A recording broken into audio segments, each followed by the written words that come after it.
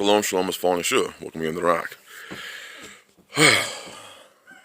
Got many, probably 30 emails of people asking me about this, what the CDC said about the coronavirus. About what they're saying about likely school closures and expecting significant disturbances in your way of life. Those are telling words to me. Expect significant disturbances in your life. That's pretty telling. That this thing is it's going. You know, they always try to calm you down. No, it's not going to be, hey, you know, we don't know of any spreads here in the United States. And then they go out and say, because of the spreading in the United States, I'm like, but you just, no. People are asking, what do we do now? Well, it's the same thing that I've always been saying. Store food. Store food. Do you have food? Do you have food to eat? But because this thing, you know, if you watch the stories in Italy, or if you watch what it's taking place in Iran, where they said 61 people had it and 12 died. Well, if 61 had it and 12 died, that's about 1/5 dead, which is about 20%. That's a lot different than 2%. I'm just saying. Also, and then the health minister came out and said, oh, only 12 died, but then one of the local officials said, no, 50 are dead. Now, that's a whole different number, 50. Also in Italy, you saw, for those of you who are paying attention, in Italy, you're seeing, or you saw, empty store shelves. They clear out the shelves. That's significant. That is significant.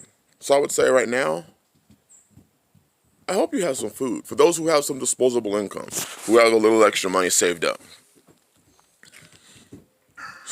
store some food. Buy some of the things that you need. Toiletries. You know, what are the things that you kind of need on a daily basis? If you have a baby, do you have diapers? You know, for those who use disposable diapers. That's why investing in a lot of the simpler pads is really nice. You know, having cloth diapers, things like that.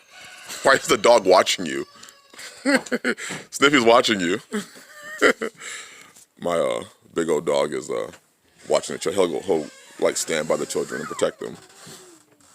But they're talking about this thing, closing schools, and you should expect closed schools, and you should expect disturbances at work, people not going to work, things like that. It sounds more like there could be some forced quarantines come in place, significant disturbances. Are you ready for it? Are you ready for this? This is the whole point of, you know, the prudent man foresees evil and hides himself, the foolish one passes on and is punished. This is the whole point of that. The whole point of that was this. The whole point was making moves. Reading this word and saying, okay, I have to be prudent. I have to foresee evil. I can't just have that lethargic, apathetic, passive spirit of, I'll just sit here and then in the last minute, I'll hop on the ark. By that time, the ark door is closed. For those in the faith and for those who are brothers and sisters, I hope that you have made some sort of provisions. I hope that you have made I hope you are ready if, it seems like when, this thing blows up. And I, for one, I believe it's already gone. You know, the last numbers I saw were like 53 infected. I think we're well, way beyond that. And like I said in the live stream, the city services that we have, the health services that we have are not, they can't handle it. They can't handle it. I'll let you know they can't handle it. They won't be able to handle it. So my question is and not just that, but are you really going to want to go to an ER and sit in the waiting room with people who possibly, you know, you possibly have it go there, now you definitely got it. This is the whole point of talking about these things and discussing these things, is that so that somebody could either say, hey, I can get out now, I can join with this family now, I can go over here and me and my brother were talking about buying some land already, hey, we can go and do it. And you know what they're going to lock down, brothers? They're going to lock down these cities. They're going to lock down these cities. So now, well, the time to do it was weeks ago. But if you have any ability to make any certain moves, now may be the time for that. If you have any disposable income, now may be the time to put that money into some food, into some provisions. We don't know how long it's going to last. We don't know how long it's going to be. You know, if they actually go that route, which it sounds like they are, to start having the quarantines, shelter in place. We've seen, you know, some of these FEMA camps actually open up and getting ready to house sick individuals.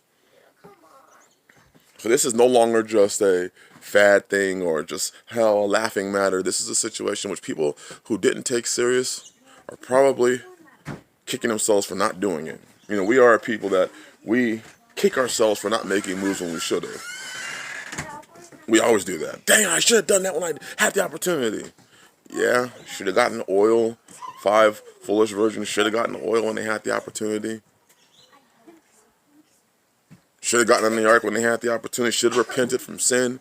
Should have left. Should have made a lot of decisions. But right now, we have the opportunity, so while there's still food in the stores, to go and get some. Put some in your house. Put some water. If you're relying on medications, I guess if you haven't gotten them already, get them. Get your toiletries. You know, your toilet paper, your diapers for your children, if you use disposable diapers. Get these things together. Get gas. Fill your cars up with gasoline. Fill them all the way up. Get your gas can, your spare gas cans, and fill those up too.